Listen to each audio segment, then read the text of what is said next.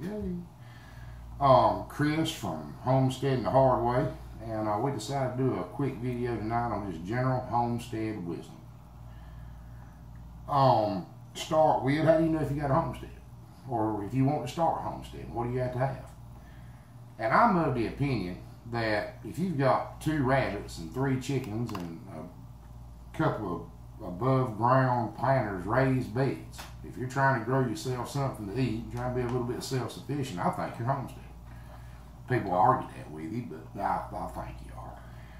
We've got what the state considers a mini farm. We had to be licensed and all kinds of stuff, registered. But anyway, just some general wisdom. And I started writing stuff down because we're unscripted and unedited. So if there's mistakes, I apologize, but we're fairly busy. We have a lot to take care of, and we're just trying to spread some knowledge around, and we don't have time to edit. First thing is, homesteading is a commitment. A mini farm, a homestead, a small farm, whatever you have, it's a commitment. The more you have, the more committed to it you have to be. We have a few cows, hogs, chickens, maybe we'll get some goats later, and we tend a couple of big gardens. Me and my wife have never been on a honeymoon. We got married, we're going to honeymoon later, we've never been able to, you can't leave. It's hard to leave all the stuff you have. The more of it you have, the harder it is to leave.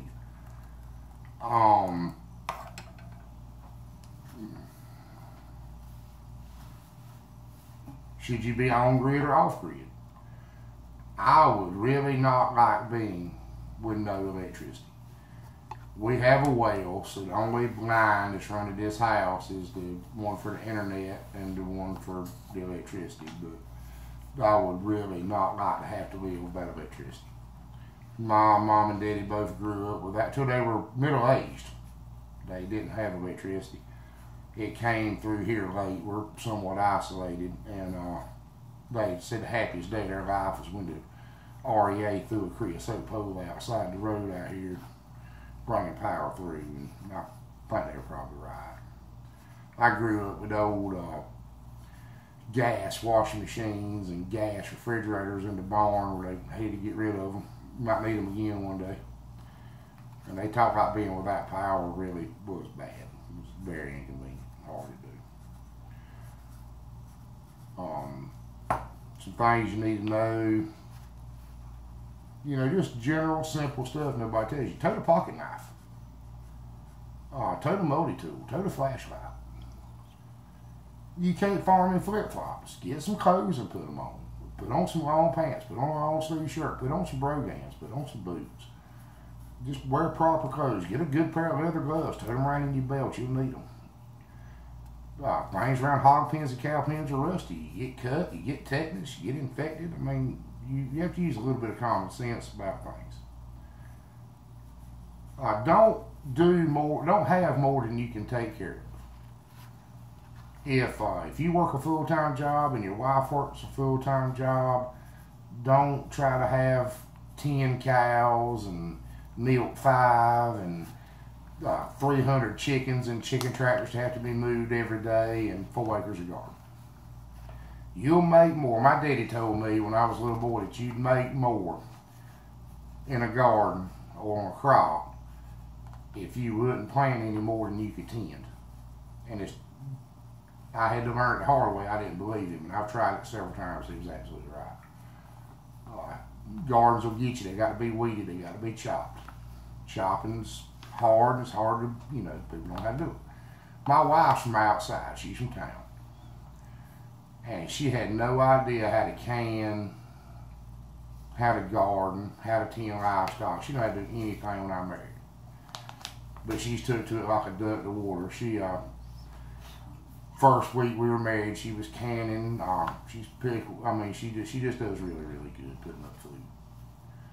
But don't plant or have more than you can look at. The next thing would be, what would be the next most important thing? You got to be here to take care of it. Well, we covered that. You got to be dedicated. You can't go anywhere. You're kind of shackled to a homestead. And it's not going to make money, it's going to cost. Oh, that's the expense. The expense is another big thing.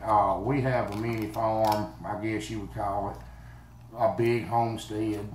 Not really that big in acreage, but I mean, we have a lot on it. We try to utilize every square foot.